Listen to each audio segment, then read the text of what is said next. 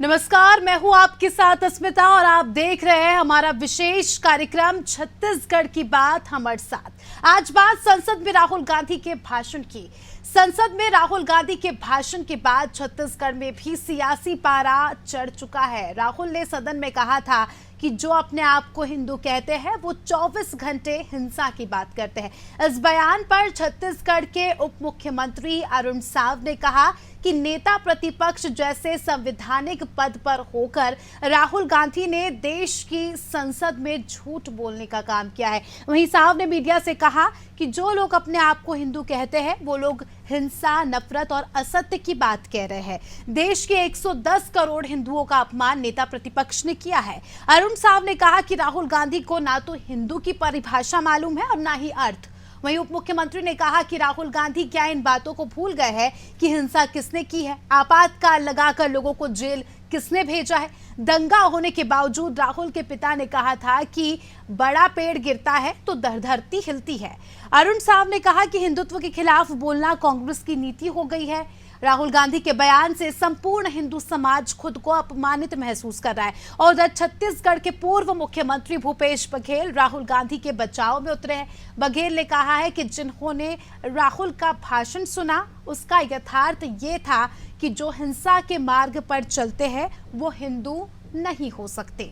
कांग्रेस हिंदू समाज की विरोधी नहीं है। बघेल चाहे जो सफाई दे, किंतु ये सत्य है कि राहुल ने संसद में हिंदुत्व का जिक्र किया था। और ऐसे में सवाल ये है कि राहुल गांधी संसद में बेरोजगारी, गरीबी, महंगाई जैसे मुद्दे नहीं उठा सके। क्या हिंदुत्व का जिक्र किसी भी संदर्भ में करना जरूरी था? ये जानने की कोशिश करेंगे। पहले कुछ प्रतिक्रियाएं सुन लेंगे। जिस प्रकार से उन्होंने कहा कि जो लोग अपने आप को हिंदू कहते हैं वो 24 घंटे हिंसा हिंसा हिंसा, नफरत नफरत नफरत, असत्य असत्य असत्य बात करते हैं। यह उनके भाषण का अंश है। यह कितना गंभीर मामला है। देश के 110 करोड़ हिंदुओं का यह अपमान। आप सब ने देखा कैसे चुन चुन के शब्द बाण राहुल जी के मुख से निकल रहे थे और सीधा सत्ता पक्ष में बैठे हुए नेताओं के मर्म स्थल को वो बींध रहे थे। भारतीय जनता पार्टी के नेताओं की तरफ इशारा करते हुए उन्होंने कहा कि आप हिंदुओं का प्रतिनिधित्व नहीं करते, न मोदी जी करते हैं, न आरएसएस करते हैं, न बीजेपी करती है। आप हिंसा और भय का वातावरण पूरे देश में बना के रखे हैं, जो गलत है। और इसी बात पर भारतीय जनता पार्टी इस बात को दुष्प्रचार करने में लगी हुई है।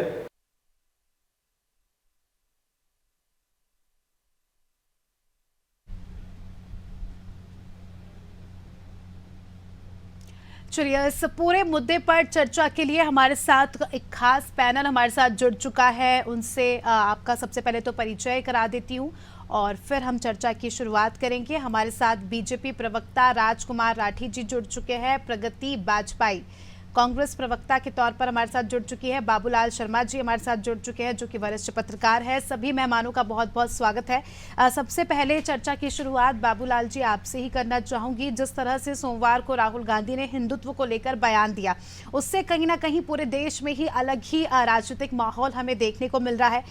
आप इस बयान को कैसे देखते हैं? क्योंकि दोनों ही पक्षों का अलग अलग कहना है। जहां एक और बीजेपी का कहना है कि राहुल गांधी ने हिंदुओं का अपमान किया है, तो वहीं कांग्रेस का कहना है कि राहुल गांधी ने बीजेपी का नाम लेके वो बोला था। देखिए, ये शब्दों की राजनीति है, आप समझ लीजिए इसको। आपने भी उसको देखा और सुना होगा भाषण को। तो आपके मन में सबसे पहले क्या आया? वो किसको बोल रहे हैं? हिंदुओं को बोल रहे हैं या भारतीय जनता पार्टी को बोल रहे हैं? क्या आया होगा?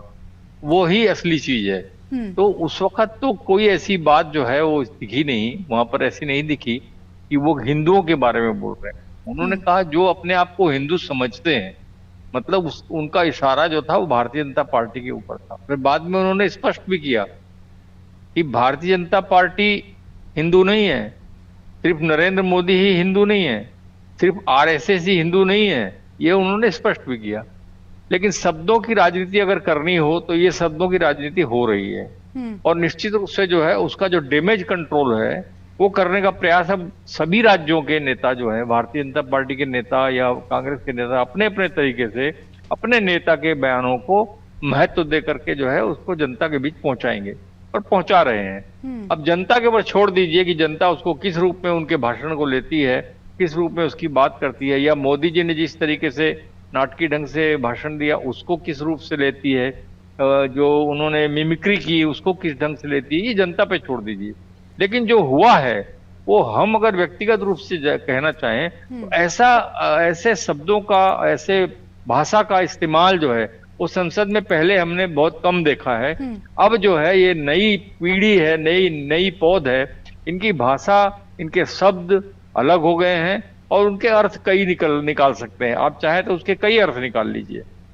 जी बिल्कुल, एक शब्द के अर्थ कई होते हैं और इसी को लेकर हम उसका परिणाम भी देख रहे हैं, किस तरह से पूरे देश के अलग अलग राज्यों में अलग अलग मायने निकाले जा रहे हैं। अगर हम छत्तीसगढ़ से भी जोड़े तो अभी हमने सुना पूर्व मुख्यमंत्री भूपेश बघेल को और डिप्टी सीएम को भी हमने सुना, तो कहीं ना कहीं एक अलग ही माहौल हमें बनता नजर आ रहा है। प्रगति बाजपेयी जी कांग्रेस की प्रवक्ता है, हमारे साथ जुड़ी है। प्रगति जी से जानिए, क्योंकि ये पूरा मुद्दा कांग्रेस का ही है।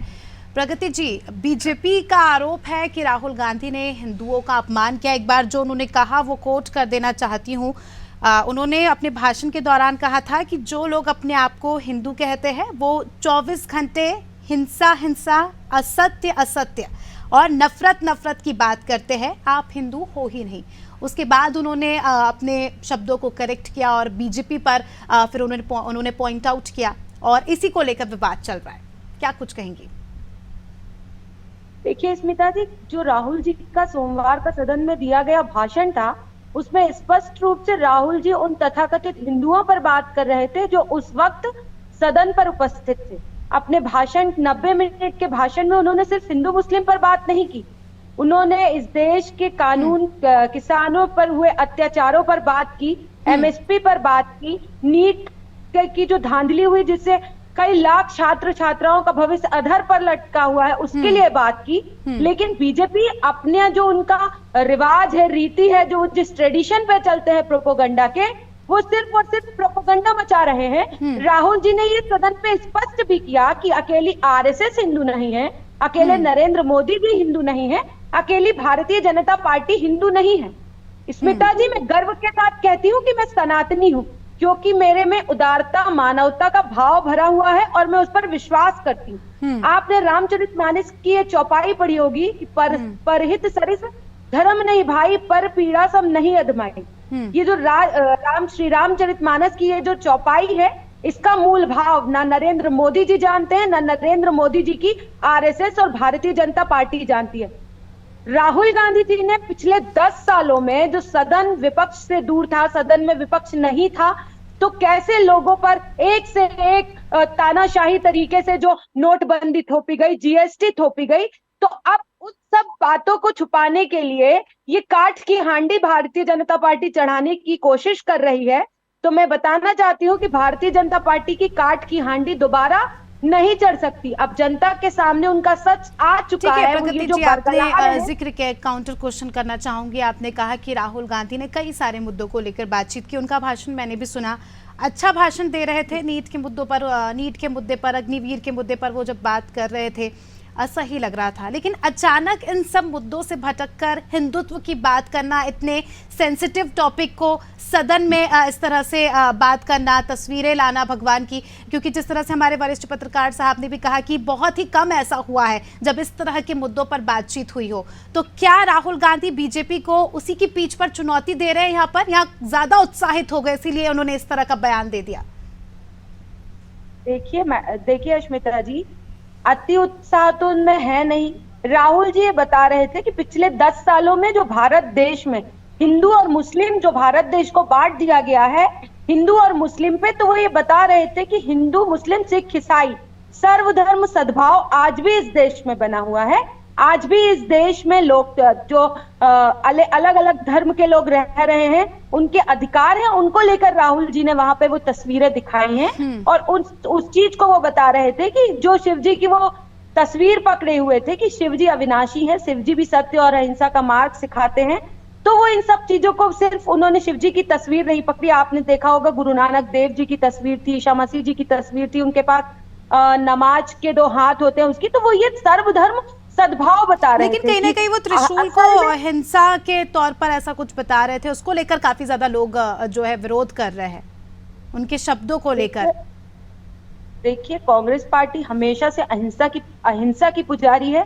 हम सबसे बड़े हिंदू इस देश के महात्मा गांधी, उन्होंने वो अहिंसा के रास्ते पर चले हैं, और हम सभी उनके जो कार्यकर्ता हैं, जो कांग्रेस पार्टी के, हम सभी अहिंसा के मार्ग पर चलते हैं। हम हिंसा से कोसों दूर हैं, हिंसा से हमारा कोई लेना देना नहीं है। और राहुल जी अपने भाषण में यही समझा रहे थे कि हिंदू धर्म अहिंसा सिखाता है, सद्भाव सिखाता है, शांति सिखाता है, मानवता सिखाता है। राहुल जी ये बताने की कोशिश कर रहे थे। ठीक है जी। राजकुमार जी हमारे साथ बीजेपी के प्रवक्ता है, उनका भी मत ले लेते हैं। राजकुमार जी, शब्दों की राजनीति के आरोप कहीं ना कहीं आप पर लग रहे हैं, और कहीं ना कहीं कांग्रेस पार्टी का भी ये कहना है कि बीजेपी मुद्दा विहीन हो गई है, और अकेले राहुल गांधी ने उनके जो सदन में बयान के जरिए पूरी बीजेपी की नींव को हिला दिया है, बीजेपी डर गई है। देखिए, ये तो बड़ा दुर्भाग्य का विषय है कि कांग्रेस के लोग इस प्रकार की बात कर रहे हैं, और कांग्रेस की प्रवक्ता बहुत अच्छे ढंग से सफाई देने का प्रयास कर रही है। मैडम जी, आपको याद होगा जब इंदिरा जी की हत्या हुई थी और राजीव जी देश के प्रधानमंत्री बने थे और लाखों सिखों का नरसंहार हुआ था, अभी बात करनी थी मैडम की अहिंसा के रास्ते पर कांग्रेस चलती है। लाखों सिखों का नरसंहार हुआ और तत्कालीन प्रधानमंत्री के रूप में राजीव गांधी जी का बयान आया था कि कोई बड़ा वृक्ष गिरता है तो धरती में कंपन होता है। मैं समझता हूँ ये देश के लिए दुर्भाग्य का विषय है।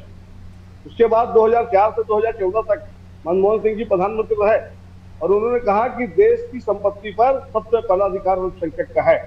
एक प्रधानमंत्री राजा का पद होता है, और उसकी जवाबदारी होती है कि देश की जितनी जनता है, क्या वह हिंदू है, सिख है, ईसाई है, मुस्लिम है, सभी जो है उसके परिवार के लोग हैं, वो सबके राजा है, उनको सबकी चिंता करना चाहिए। उन्होंने एक समाज की बात की कि देश की संपत्ति पर पहला अधिकार जो है एक अल्पसंख्यक समुदाय का है। मैं समझता हूँ कांग्रेस शुरू से जातिवाद की राजनीति करते रही है। 60 साल का कांग्रेस का शासन रहा, विकास की बजाय इनका कोई विकास का विजन नहीं रहा। भाई को भाई से लड़ाना, हिंदू को मुस्लिम से लड़ाना, और यही काम जो है राहुल गांधी जी अभी कर रहे हैं। जिस प्रकार से 110 करोड़ हिंदुओं की भावना को आहत करने का काम राहुल गांधी जी ने किया है, कहीं ना कहीं तो उनको लगता है कि मुस्लिम समाज जो है कांग्रेस का वोट बैंक है। लेकिन मैं बताना चाहूंगा कांग्रेस की प्रवक्ता को कि मुस्लिम समाज भी समझ गया है कि कांग्रेस ने सिवाय उनका शोषण करने किया और एक वोट बैंक के रूप में मुस्लिम समाज को जो है उपयोग किया है। आज मुस्लिम समाज भी बड़ी संख्या में आप देखेंगे भारतीय जनता पार्टी से जुड़ चुका है। प्रधानमंत्री की जितनी योजनाएं हैं, आप किसी भी योजना को देखेंगे तो किसी योजना में किसी की जाति भी पूछी जाती, चाहे गैस सिलेंडर देने का मामला हो, चाहे प्रधानमंत्री आवास देने का मामला हो, चाहे 5 लाख का बीमा का योजना हो, किसी भी योजना में किसी की जाति नहीं पूछी जाती। प्रधानमंत्री जी जितनी योजना है वो सबके देश के सभी नागरिकों के लिए है। और राहुल गांधी जी जिस प्रकार का बयान दे रहे हैं, मैं समझता हूँ ये कहीं ना कहीं देश को ये जो है धरातल जो है रसाताल की ओर ले जाने का प्रयास है। कांग्रेस ये जो है काम करके जो अपने आप को हाईलाइट, लेकिन उनका तो कहना है कि बीजेपी और आरएसएस को लेकर कहा है, कहीं ना कहीं बीजेपी शब्दों के साथ खेल रही है यहाँ पर और इसे बड़ा मुद्दा बना रही है, क्योंकि इसके अलावा भी और भी मुद्दे हैं जिन पर चर्चा होनी चाहिए थी। देखिए मैडम जी, बीजेपी क्या शब्दों के साथ खेलेगी ये तो आप संसद से देख रहे हैं ना। राहुल गांधी जी क्या कह रहे हैं, वो तो कह रहे हैं कि हिंदू जो है हिंसक, 110 करोड़ हिंदू को हिंसक बता रहे हैं। अगर देश के 110 करोड़ हिंदू हिंसक होता तो आज देश की ये स्थिति नहीं होती। हिंदू तो मैं समझता हूँ सबसे ज्यादा कुछ सहनशील है तो हिंदू समाज है, और हिंदू समाज के कारण आज कांग्रेस 7 साल शासन की है। पता नहीं राहुल जी को हिंदुओं से क्या एलर्जी है, कहीं ना कहीं उनको लगता है कि हिंदू समाज जो है आज कांग्रेस के साथ नहीं रहा। जिस प्रकार से 543 से 99 सीट आई है, इनको लग रहा है कि हिंदू समाज तो कांग्रेस से कट गया है। आज मुस्लिम समाज को मैनेज किया जाए, लेकिन एक देश के विपक्ष के नेता के रूप में राहुल गांधी जी के इस बयान की जितनी निंदा की जाए कम है। हमने कल प्रदेश राजीव भवन का घेराव किया। ठीक है, तो अब बीजेपी क्या चाहती है कि राहुल गांधी माफी मांगे अपने शब्दों के लिए? तत्काल राहुल गांधी जी को अपने पद से इस्तीफा देना चाहिए। इस्तीफे की बात हो रही है प्रगति जी, कोई कह रहा है माफी मांगनी चाहिए, कोई कह रहा है इस्तीफा दे, कोई कह रहा है कि सोची समझी रणनीति के तहत उन्होंने बयान दिया माहौल बनाने के लिए। देखिए अश्मिता जी, आप जानते हैं आरएसएस का फुल फॉर्म क्या है? Rumour spreading society. अफवाह फैलाना, झूठ फैलाना, प्रोपेगेंडा फैलाना, प्रपंच मचाना, झूठ का प्रपंच, ये काम है आरएसएस और भारतीय जनता पार्टी के नेताओं का।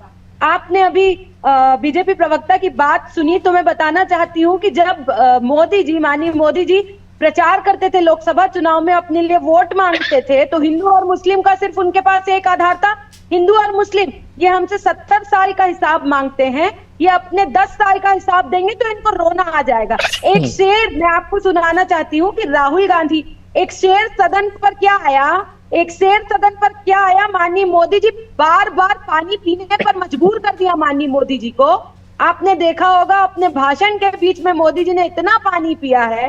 जब राहुल गांधी जी बोल रहे थे तो आधे दर्जन से ज्यादा बार देश के रक्षा मंत्री को खड़े होना पड़ा, 2 बार देश के गृह मंत्री को खड़ा होना पड़ा। और आपको ज्ञात होगा अश्मिता जी कि मुख्यमंत्री जब गुजरात के थे मोदी जी, तब का इतिहास उठा लीजिए या पिछले 10 सालों का इतिहास उठा लीजिए, पहली बार किसी भाषण में हस्तक्षेप करने स्वयं 2 बार प्रधानमंत्री जी खड़े हुए। तो प्रधानमंत्री जी खून का घूंट पीकर उस वक्त सदन पर बैठे थे जब वे सच्चाई सुन रहे थे।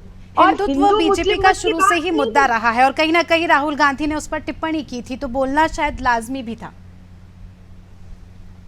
प्रगति, राहुल गांधी ने सिर्फ हिंदुत्व पर टिप्पणी नहीं की, किसानों के रास्ते पर कील ठोकी गई, उस पर राहुल जी ने टिप्पणी की, एमएसपी के मामले में टिप्पणी की, भूमि अधिग्रहण मामले में टिप्पणी की, नीट पर टिप्पणी की, नीट पर टिप्पणी की। हिंदू मुस्लिम के बयान को मोदी जी अट्रैक्ट करना चाहते थे कि राहुल जी का जो बयान है इसको दूसरे तरह से मोल्ड करके जनता के सामने प्रस्तुत कर दे। इन्होंने कहा कि हिंदू हमारे साथ नहीं है।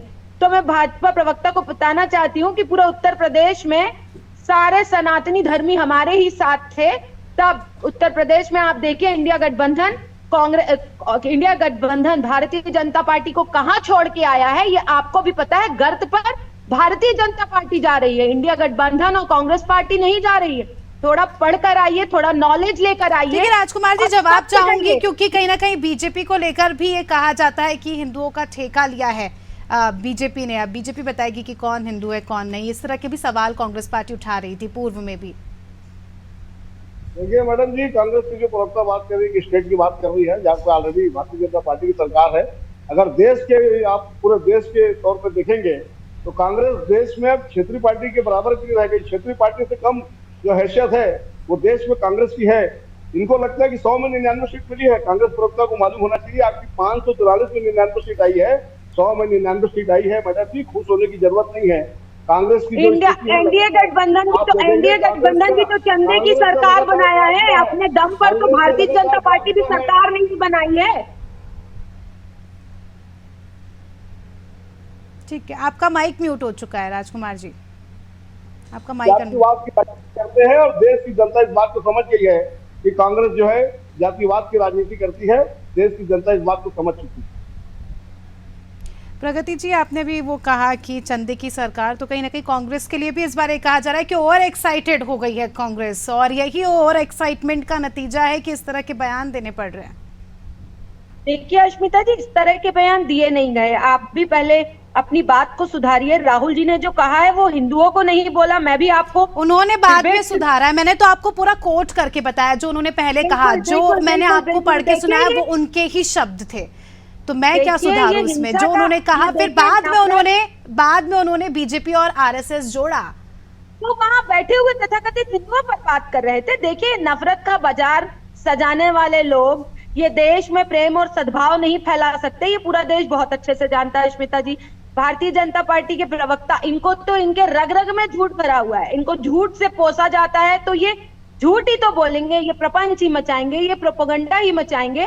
एक मजबूत विपक्ष के तौर पर आज इंडिया गठबंधन है, नेता प्रतिपक्ष राहुल गांधी जी हैं, जो तानाशाह से ये देश चल रहा था पिछले 10 सालों में, उस तानाशाही का हिसाब मांग रहे थे राहुल जी सदन पर खड़े होकर, और उस तानाशाही का हिसाब दे पाने पर देश के प्रधानमंत्री नरेंद्र मोदी जी पूर्ण रूप से अक्षम थे। उन्होंने वो हिसाब देने में अक्षम थे। उन्होंने राहुल जी की एक बात पकड़ी कि किस बात को पकड़ के पूरा का पूरा मोल्ड राहुल जी पे कर दिया जाए।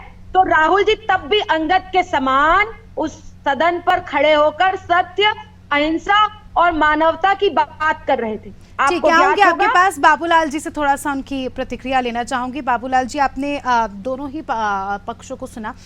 देखिए, जिस तरह से हम देख रहे हैं कि देश की राजनीति एक अलग ही मोड़ ले रही है, जहां सदन में जनता को उम्मीद होती है कि उनके मुद्दों पर बातचीत की जाए। जिस तरह से हम देख रहे हैं कि अभी बीते कुछ दिनों में ही इतनी सारी घटनाएं हुई, नीट को लेकर, अग्निवीर को लेकर, ऐसे तमाम मुद्दे हैं जिन पर चर्चा की जानी चाहिए, लेकिन घूम फिर के कहीं ना कहीं हिंदुत्व पर ये पूरा मुद्दा आ गया और उस पर हम बहस करने को मजबूर है।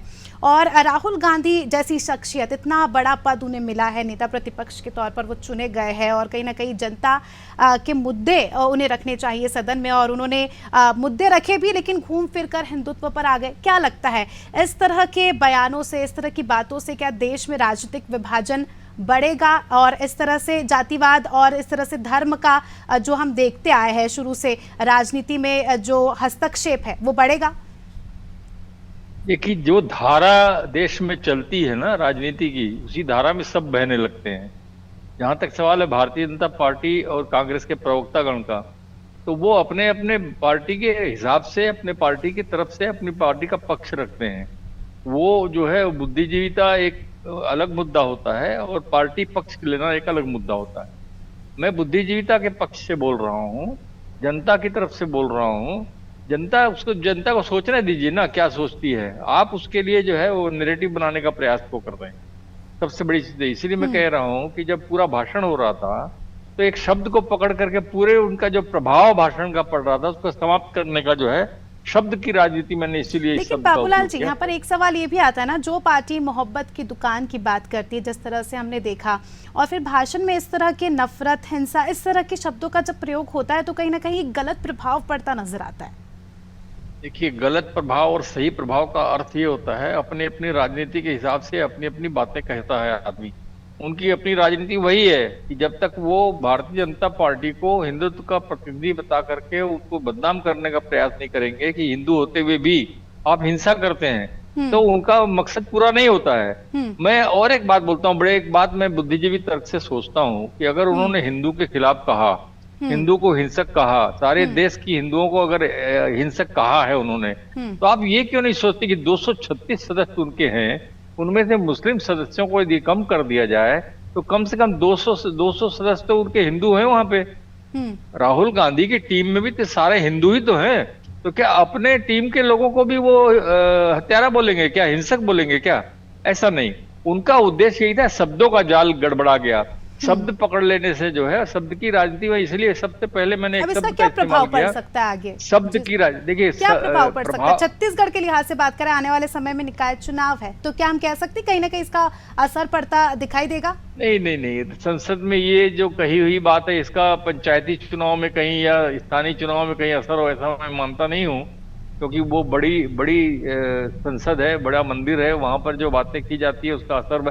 हाँ, लेकिन ये है कि जो राहुल गांधी के भाषण का प्रभाव पड़ता, उसको कम करने के लिए जो है शब्द पकड़ करके जो है हिंदुओं के खिलाफ एक नैरेटिव तैयार करके जो भारतीय जनता पार्टी गेन करना चाहती है, जिसमें वो सफल भी हो सकती है, ना असफल भी हो सकती है, लेकिन उनके जो कार्यकर्ता है भारतीय जनता पार्टी के, वो इससे रिचार्ज है, एकदम फुल्ली रिचार्ज है। क्योंकि कहीं ना कहीं बहस तो छिड़ चुकी है और अब ये बहस किस मोड़ पर आकर रुकती है देखना खास होगा। बहुत बहुत शुक्रिया सभी का जुड़ने के लिए और चर्चा में शामिल होने के लिए। तो देखिए, राहुल गांधी के बयान पर लगातार पूरे देश भर में बवाल मचा है। बात करें छत्तीसगढ़ की, तो यहाँ जहाँ एक और बीजेपी लगातार इनके भाषण का, इनके बयान का विरोध कर रही है, तो कांग्रेस के कई नेता पक्ष में जो है आ रहे हैं और इसका पक्ष ले रहे हैं और कहीं ना कहीं अपने लीडर के साथ खड़े हैं। अब हालांकि ये बवाल आगे किस मोड़ पर आकर रुकता है, इसकी नज़रें हम इस पर नज़रें बनाए रखेंगे। उसके लिए आप अनादि टीवी से जुड़े रहिए। फिलहाल छत्तीसगढ़ की बात में इतना ही। दीजिए में इजाजत। देखते रहिए अनादि टीवी। नमस्कार।